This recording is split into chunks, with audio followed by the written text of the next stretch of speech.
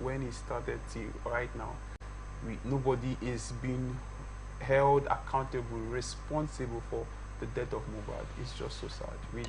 It's just so sad, because this shows that, okay, somebody could just do anything, kill somebody and go scot-free. Really, just drag the matter for court, go drag them up and down, drag them up and down.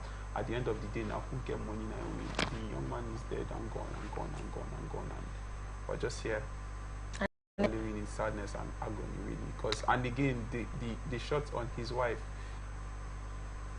I would rather not say anything else about that one, because really, when you lose somebody, you would understand. You would understand. I think that's just where I will end it on this particular matter. Honestly, I feel like I shouldn't even say so much on this. That's why when people come out and be like, I want to leave Nigeria and all of that. See, even if someone wants to leave Nigeria because they felt headache and they couldn't bypass someone, they want to leave, my dear, leave.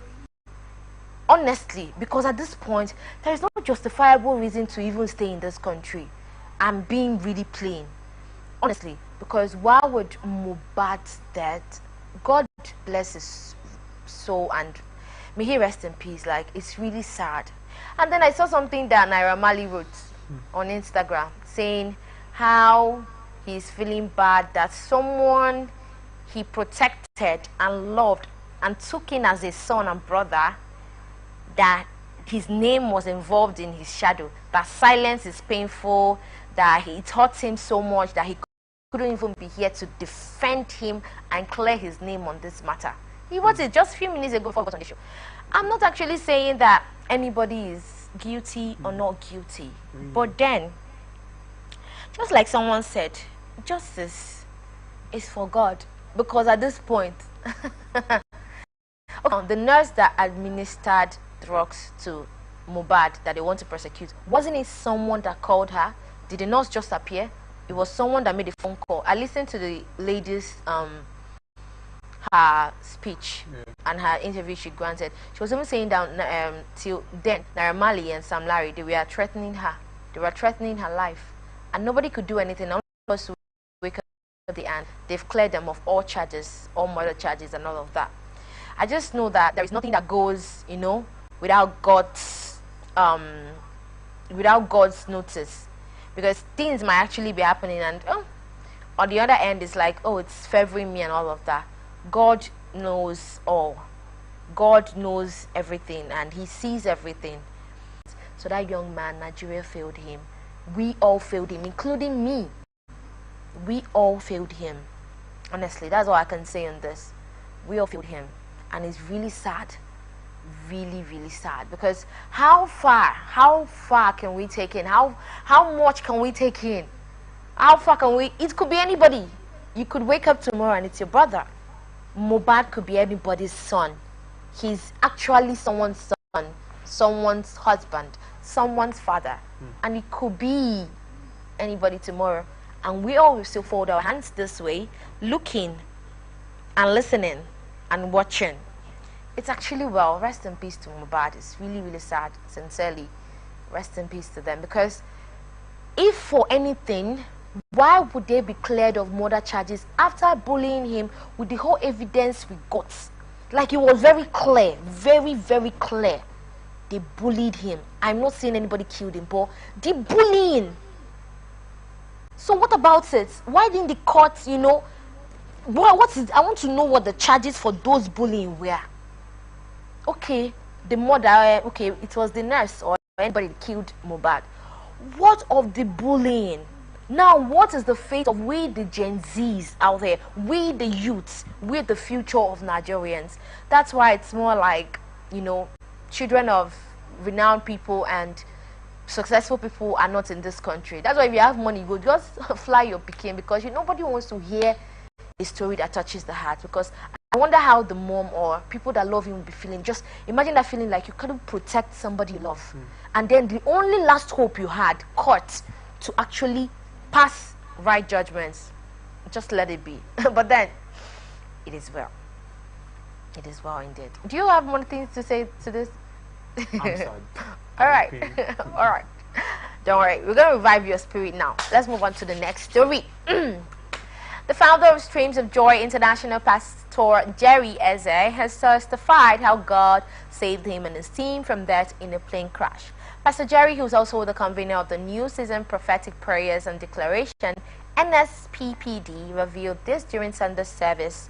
According to the popular pastor, the incident happened after the NSPPD prayer conference in Lagos. Pastor Jerry said while on board the plane, he asked to see the pilot because his spirit was restless. However, since they were tired, he decided to pray and continue with the trip back to Abuja. He said, Saturday morning after the NSPPD prayer conference in Lagos, we got on a flight, and as soon as we got on the flight coming back, before we even took off, the air hostess, I just requested to see the pilot.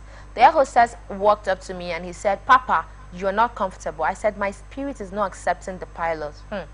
Things took a drastic turn as the plane crash landed on their arrival. Everything went haywire, Pastor Eze recounted. Now, what do you make of this story before I summarize it? I think this is that part where you say miracle not the entire Jesus. Miracle.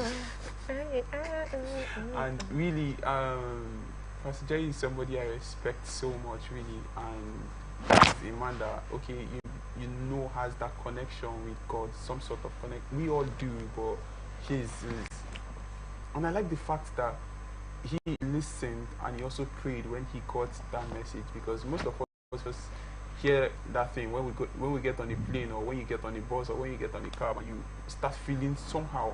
What do you do in that situation? I think that's the advice there.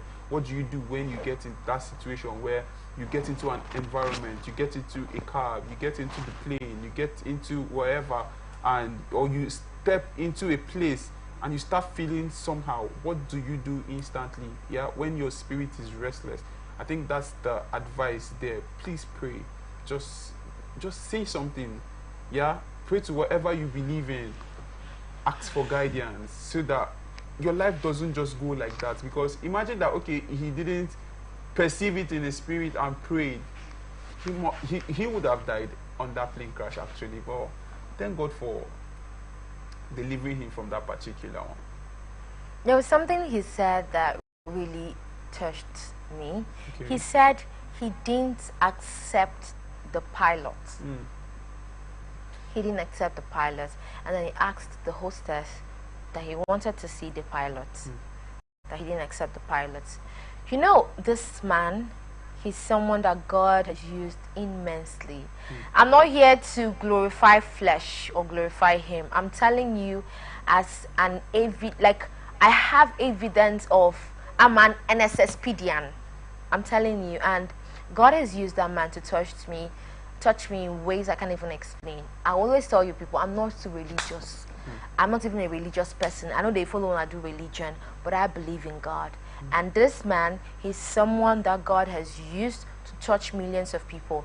That Saturday prayer conference, I followed it up online. And like I always tell you, if you don't have anything, devil has nothing to do with you. I'm telling you the truth. If you are praying and you're like, God, kill the devil, devil, die by fire. Devil ain't dying because devil ain't looking for you. The people devil normally attacks are the people that carry grace. People that, I don't know how to explain, people that have power and they're carrying things. Like he knows that he just has to eliminate this person. You understand? He just has to pull this person apart or do something that would, you know, disconnect this person from God or something like that. So he coming out to make this public testimony and all of that. First off, he didn't actually say why he was not comfortable. You know, it's not everything that is to be said. But he said he was not comfortable with the pilot. Now, he didn't say that he noticed that the plane was bad or something. He said he's not comfortable with the pilot, and he was asking.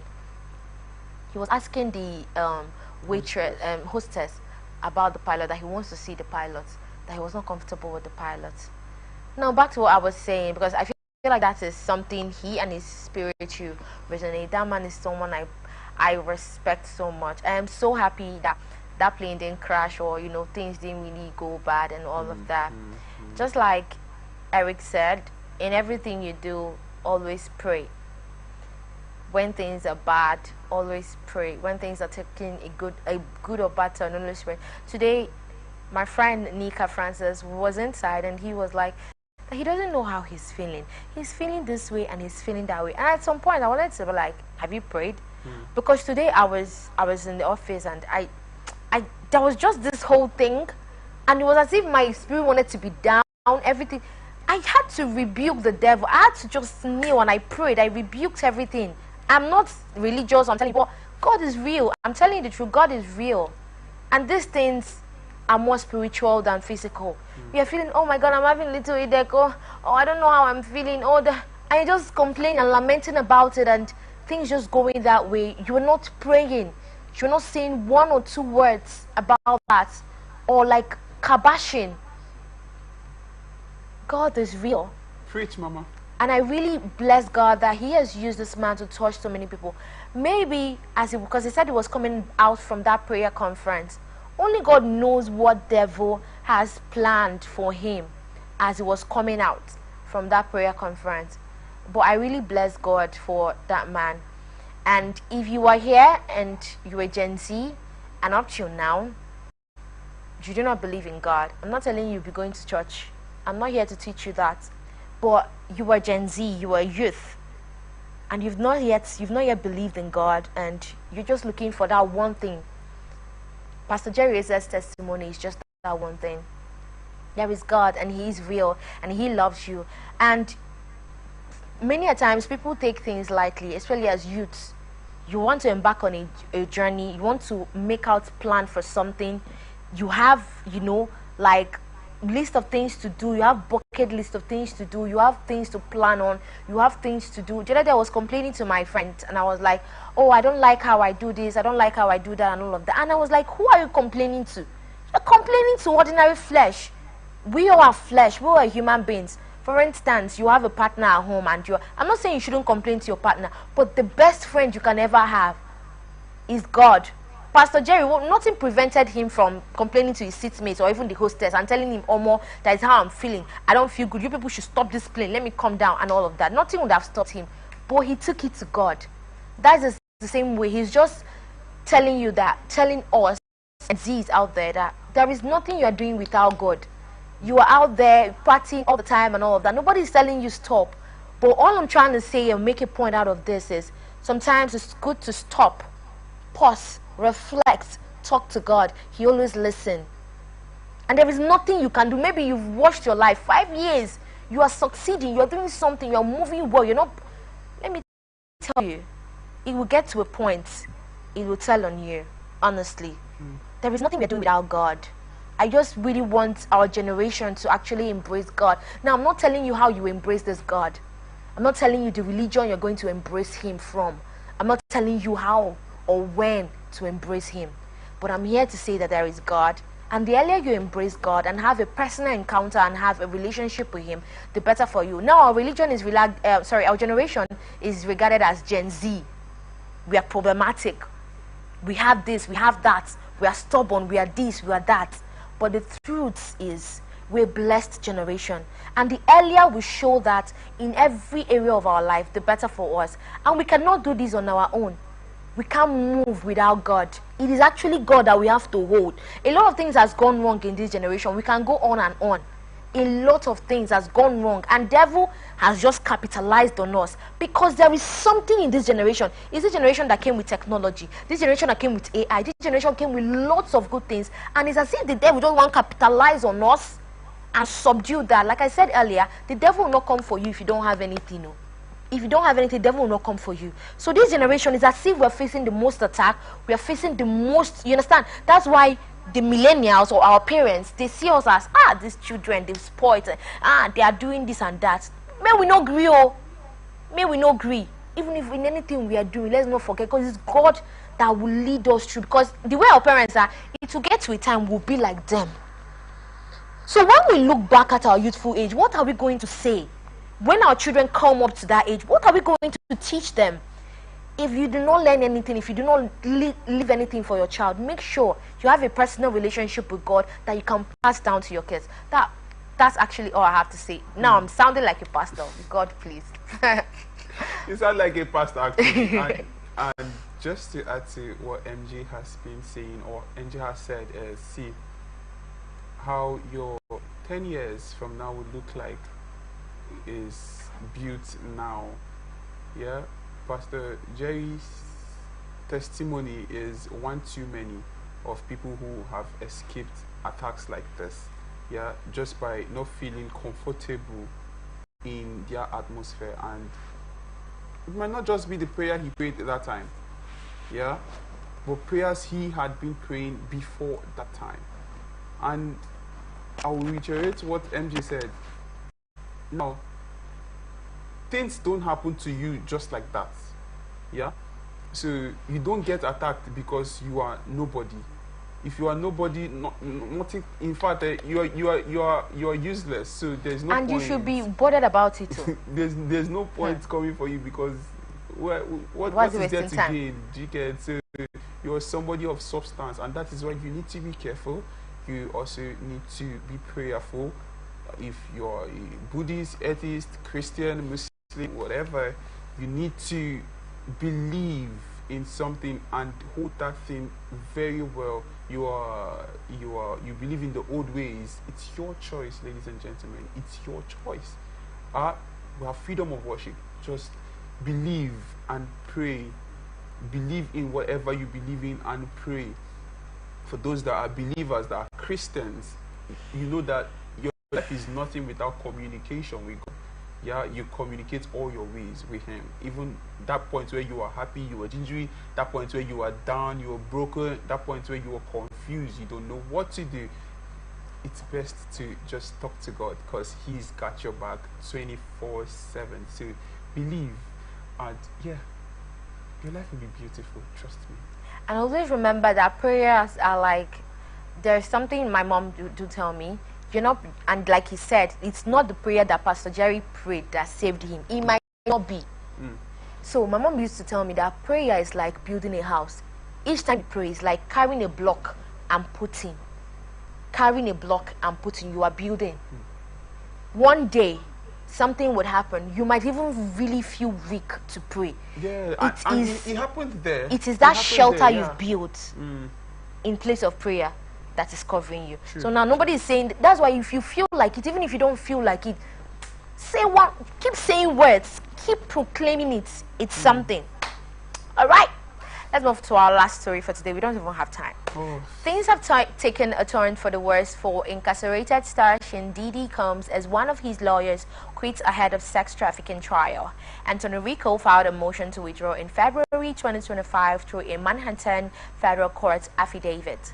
Under no circumstances can I continue to effectively serve as counsel for Shane Combs, Rico wrote. It is respectfully but regrettably requested that the court grant the relief requested. Rico didn't elaborate on why he wanted to step down, but noted the decision came after speaking with Combs' lead counsel, Mark Anfilio. However, his resignation won't be official until a judge signs off on it, and the judge must find sufficient reason to approve such a request before Rico can step down. The disgraced rapper was arrested on Monday, September 17, 2024 at the Park Hyatt Hotel on 57th Street in Manhattan and was taken into custody by Homeland Security investigations. The singer also faced a barrage of sexual assault allegations and lawsuits against him, starting with his ex-girlfriend Kashi Ventura. He has been in custody since then and has been prepping for his trial on the charges of sex trafficking, sexual abuse, and racketeering, among others. Earlier in February, Diddy was rushed out of prison to a hospital and a late-night transfer was carried out to avoid attracting the notice of other prisoners or prison authorities. The rapper was rushed to the hospital for an MRI scan, a non-invasive procedure that uses high-resolution images from the MRI machine to evaluate the organs, tissues, and skeletal system, according to multiple sources who also confirmed this to the news outlet. According to reports, the rapper was taken back to his cell a few hours later and did not spend the night at the hospital. Now, this particular story would actually have much time on it, but I would want to hear from Eric so I conclude. So, the lawyer would have to actually be granted that permission by the court and the judge before he could actually disembark from this particular one. And reasons why he is wanting to pull out from this case is not yet known. But I think I would have a take on this particular story, or a strong take on this particular one, when the lawyer finally is granted the permission to leave this case, yeah, and he comes out to tell us the reason. Because if you've been on this guy's side since this whole case started and you're coming to pull out now, there should be a cogent reason why you are pulling out. I'm not a lawyer to say, okay, I know all the in and outs of this particular one, this particular scene. So if he's leaving this case, I think he has a very good reason, and I pray we'll keep our eyes on it and watch the courts grant him that permission or don't grant him the permission. Alright, it's actually lots of sex trafficking charges on this guy's head. He has rape, he has, oh my god, he has actually a lot. And if, as we are just humans, me, I go leave you wrong too. Do you understand? And I think this man was someone, he was also Bin Laden's lawyer. Yes. Yeah, he was. He was Bin Laden's lawyer. My case is, why now?